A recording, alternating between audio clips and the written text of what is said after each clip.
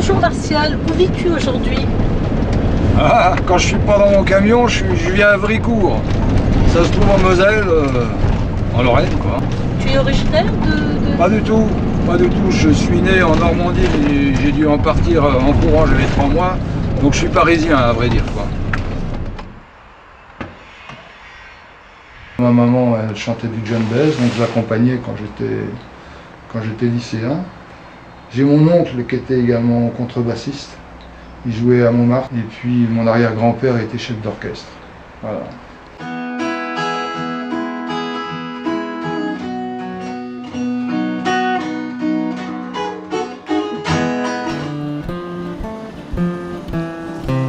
Mon grand frelot, ça veut dire mon grand frère. Bon, c'est lui qui m'a appris beaucoup de choses, notamment à faire des bêtises. Il m'entraînait dans ses coups de pourri. Et ça m'a fait, ça m'a fait du bien parce que sinon j'étais plutôt introverti, j'aurais été certainement beaucoup plus sage que je ne le suis aujourd'hui. Pour toi mon grand Fredo, un sacré numéro, t'as dévoré la vie sans connaître l'ennui. Tu râlais, tu gueulais, tu riais, tu chambrais voir, tu philosophais, c'est comme ça que tu étais. T'es parti comme t'es venu, t'avais 50 piges. T'as même pas prévenu, tout de même tu as dit je. De toute façon on s'en fout, t'as sorti, t'as raté, t'as sorti, t'es toujours avec nous.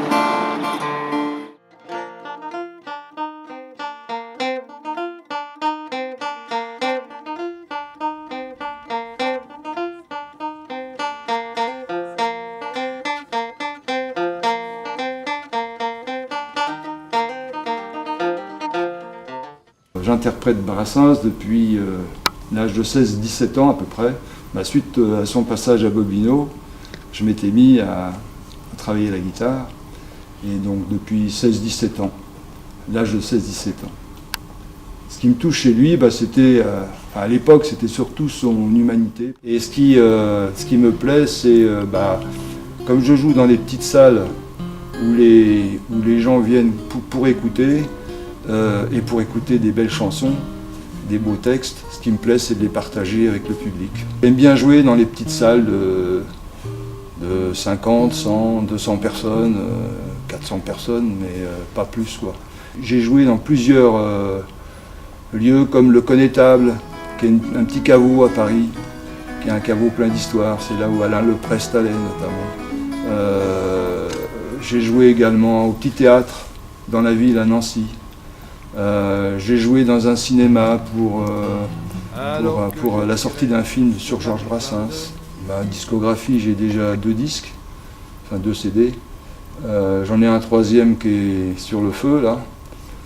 Ça sera un disque sur Bobby Lapointe qui a été enregistré en public également au Cabaretier Garance en Meuse, pas loin de Bar-le-Duc. Et puis je rajouterai quelques chansons à moi enregistrées en studio. J'ai beaucoup plus de facilité à écrire, à composer qu'à écrire les textes. Parce que c'est une gymnastique et comme je joue de la guitare depuis l'âge de 15 ans maintenant, j'ai plus de facilité au niveau de la composition. Mais bon, j'écris, quand je m'y mets, ça avance. Moi j'aime bien raconter des petites histoires, je dirais un peu comme Georges, c'était souvent des petites histoires. Donc c'est des petites histoires un peu plutôt vécues, quoi.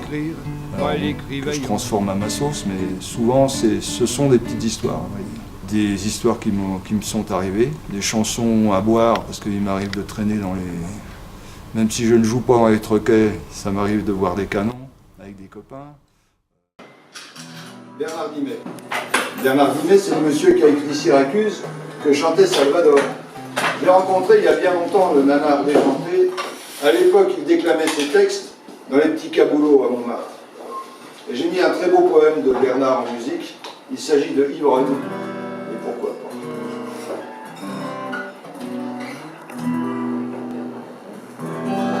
Ivrogne, c'est un mot qui nous vient de province et qui ne veut rien dire à du château. Mais au cœur de Paris, je connais quelques princes qui sont, selon les œuvres, archanges ou loups-garous. J'avais dans le regard des feux inexplicables, et je disais des mots 100 fois plus grands que moi.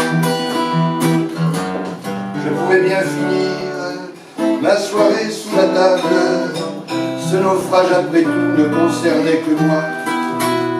Après avoir été interprète, pourquoi devenir auteur-compositeur?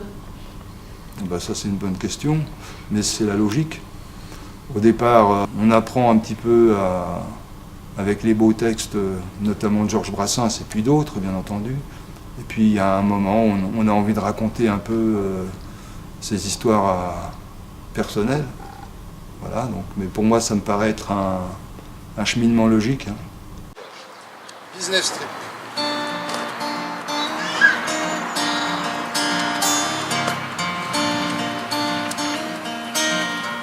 Les voyages forment la jeunesse.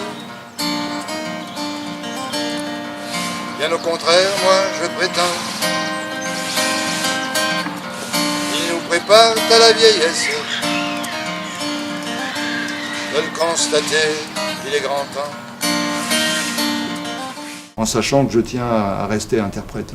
J'ai commencé comme ça, et c'est grâce à des gens comme Georges Brassens, ou à Pierre Louky, ou à Bobby Lapointe, que j'essaie d'écrire des petites chansons. Je veux rendre hommage à ces gens-là, quoi. J'ai un petit peu le trac comme tout le monde, mais comme je travaille beaucoup, en général, j'ai pas trop le trac. J'ai un petit peu, disons que je suis obligé de me concentrer pour pas chanter n'importe quoi. Tu as choisi de nous interpréter Mon oncle Archibald de Georges Brassens. Pourquoi avoir choisi cette chanson? Eh bien, parce que Georges Brassens disait que c'était une des chansons dont il était fier, tout simplement. Une chanson dont Georges était plutôt fier, Oncle Archibald. Oh, vous les arracheurs de dents, tous les cafards, les charlatans, les prophètes, et comptez plus sur oncle Archibald pour payer les violons du bal. À vos fêtes, à vos fêtes. En courant sus un voleur qui venait de lui chipper l'heure à sa montre. Oncle Archibald, coquin de sort, file sa majesté la mort. La rencontre, la rencontre.